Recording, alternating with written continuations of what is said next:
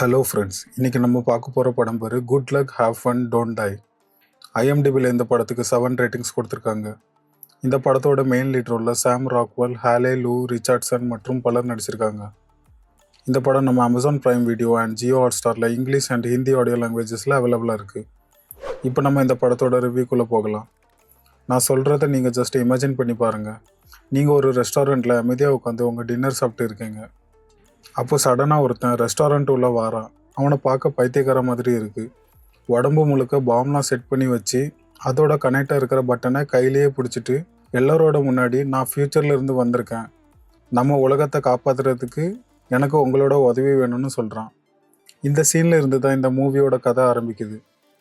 நம்ம இந்த மூவி பார்க்கும்போது அந்த ஃப்யூச்சரில் இருந்து வந்த ஆள் ஒரு சில வேறு ரெஸ்டாரண்ட்டில் இருந்து செலக்ட் பண்ணி அவன் கூட கூட்டிகிட்டு போவான். ஆனால் அவன் நம்ம எல்லாரும் இப்போ என்ன பண்ண போகிறோம் அண்டு எங்கே போக போகிறோன்னு ஒன்றுமே சொல்லாமல் அந்த டீமை கூட்டிகிட்டு போவான். ஸோ அவன் கூட போகிற டீம் எந்த ஒரு ஐடியாவும் இல்லாமல் போகிற வழியில் தான் கொஞ்சம் கொஞ்சமாக கதையை புரிஞ்சுப்பாங்க. மூவி பார்க்கும்போது நாமளும் அந்த டீம் மாதிரி தான் ஸ்டார்டிங்கில் என்ன நடக்குன்னு தெரியாமல் இருந்துட்டு போக போக அந்த டீம் கூடவே சேர்ந்து கதையை புரிஞ்சுப்போம். அதுதான் இந்த படத்தோட ப்ளஸ் பாயிண்ட்டும் கூட. இந்த படத்தோட டோட்டல் டியூரேஷன் பார்த்தீங்கன்னா 2 hours 14 minutes.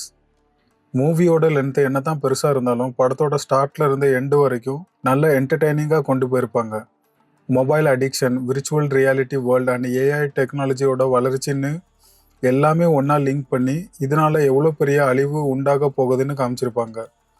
இந்த மூவி உள்ளேயே அந்த டீமில் இருந்த 4 பேரோட ஃப்ளாஷ்பேக் கதையை காமிச்சு ரெஸ்டாரண்ட் எப்படி வந்தாங்கன்னு லிங்க் பண்ணுவாங்க. அதுவும் நல்லா இருந்துச்சு.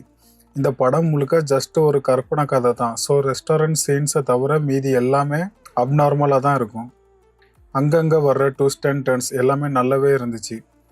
இந்த படத்தை நீங்கள் உங்கள் ஃபேமிலி அண்ட் கிட்ஸ் கூட தாராளமாக பார்க்கலாம். இந்த படத்துக்கு நான் கண்டிப்பாக 5க்கு 3.5 ஸ்டார் ரேட்டிங்ஸ் கொடுப்பேன். கண்டிப்பாக இந்த மூவியை மறக்காமல் பாருங்கள். அண்ட் இந்த மூவியை பார்த்துட்டு உங்களுக்கு என்ன பிடிச்சிருந்துச்சு அண்ட் எவ்வளோ ரேட்டிங்ஸ் நீங்கள் கொடுப்பீங்கன்னு கமெண்ட் செக்ஷனில் சொல்லுங்கள். என்னோட ரிவ்யூ பிடிச்சிருந்தா இந்த வீடியோவை லைக் பண்ணிவிட்டு மூவிஸ் சேனலை சப்ஸ்கிரைப் பண்ணுங்கள். மேலும் ஒரு படம் ரிவ்யூவில் நான் உங்களை சந்திக்கிறேன். until then take care, bye.